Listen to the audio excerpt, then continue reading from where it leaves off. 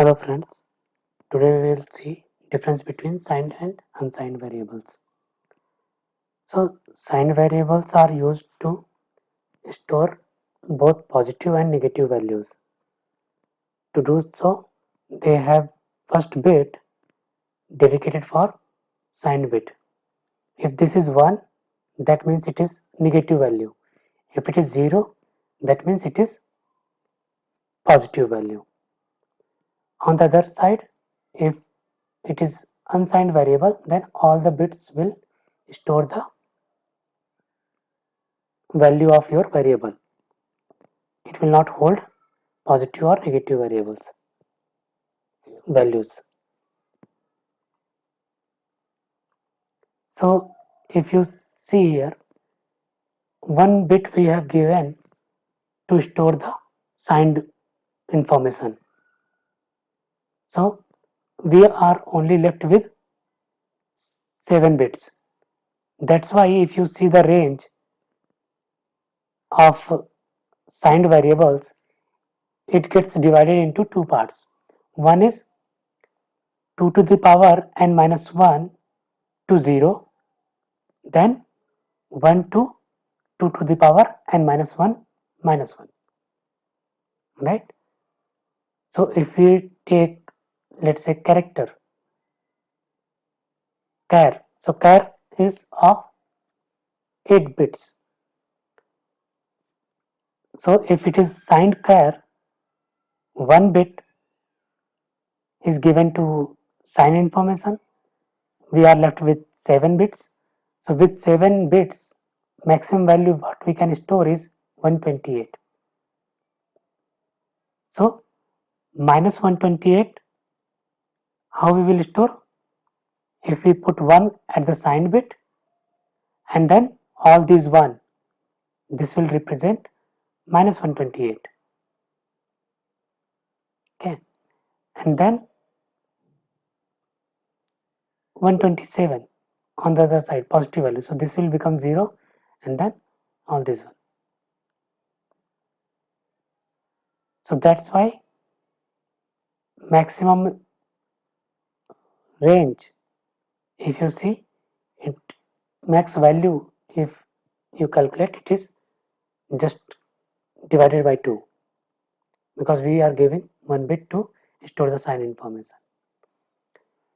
In unsigned, you can store all the values because there is no negative information you have to store, so it will be only positive values. So that's why 0 to 2 to the power n minus 1. So if you take char, it will be 0 to 255. Total values, possible values are 256. Out of 256, 1 is 0 and then remaining is 255. So max value you can store in unsigned char is 255. Okay, let's see how C stores sign information, or even that matter, for that matter, how negative numbers gets stored in computer. So generally computer stores negative numbers in 2's complement. It does not store negative value with a minus sign or anything like that. It stores the value. If you say minus 5, then it will first calculate 5's 2's complement and then it will be stored in the system. So I will explain over here. So let's say you have 5. So what is the 5's binary representation is 0, 1, 0, 1. Okay. Then take the 2's complement of this.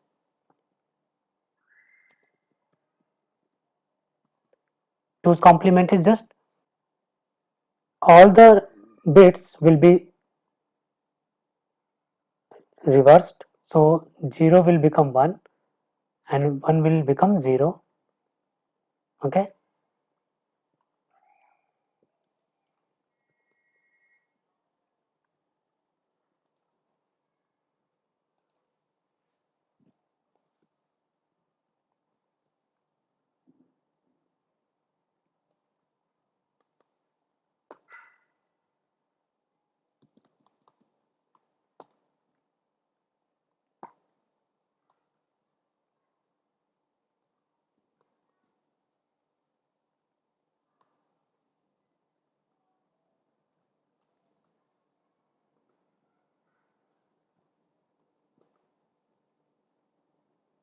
0 plus 1 is 1, then 1, then 0, and 1. So this is your 2's complement of 5. So this represents minus 5. So as you can see, the first bit is 1, which represents negative. So your negative values will be stored as 2's complement. Now if you want to see like does really this works or what happens, so if I say I will add 4, let's say 7 minus 5. Okay, so as I said, negative numbers will be stored as 2's complement. So this expression will be converted into 7 plus minus 5.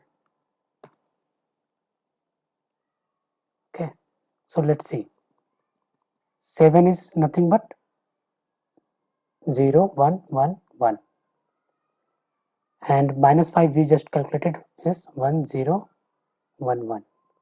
So what we will get, 1 plus 1 is 0, carry forward 1, 1 plus 1 0,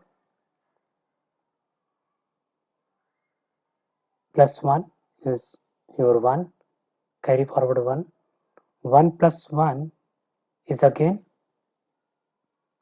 0, carry forward 1, 1 plus 1 0, carry forward 1. So since this is only 4-bit representation, the carry forward 1 will be ignored. So what we get here, 0 0 1 0, which is nothing but your 2. So if you see, 7 minus 5 is actually 2, right?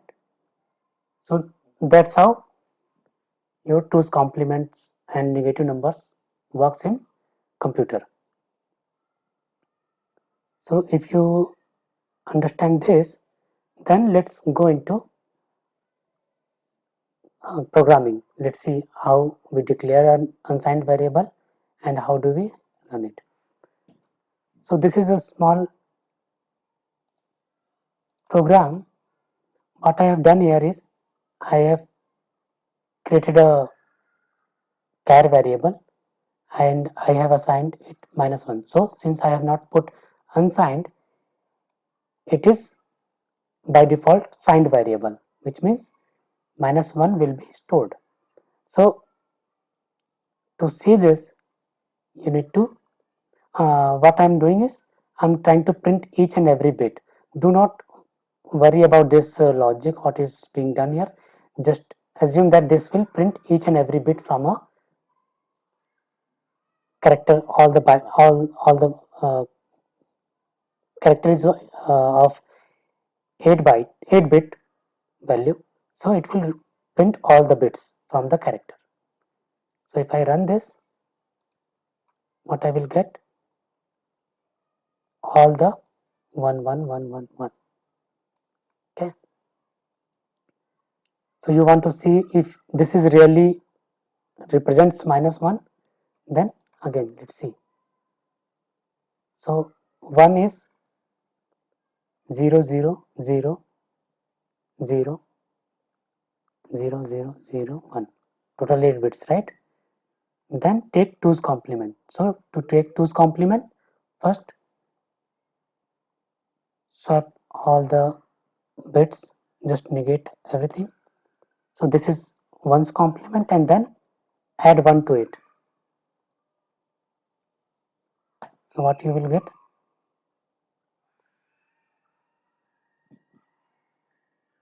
0 plus 1 is 1, then all, there is nothing else, right? So it's all 1 1 1.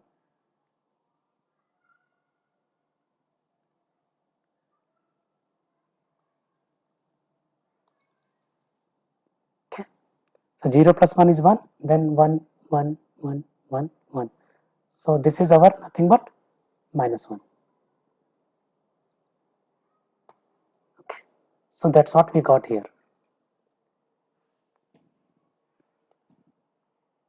Now let's see the actual what if, let's say you have to declare a signed variable,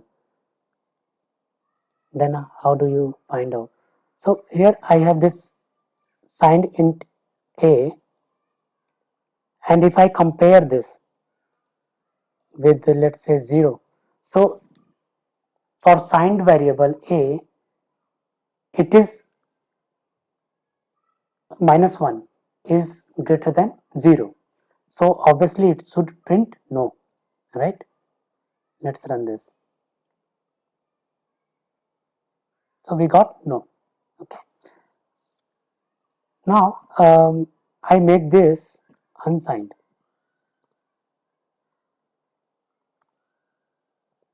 Okay. Now what will happen? Since I said for unsigned variable we do not store negative values, so this -1 will be converted into positive values. That signed information, that last bit, will be ignored and it will be considered as the value of that variable. So if you run this, you should get yes. Okay. You can also print it actually to verify this. Printf. To print unsigned variables, you should use %u.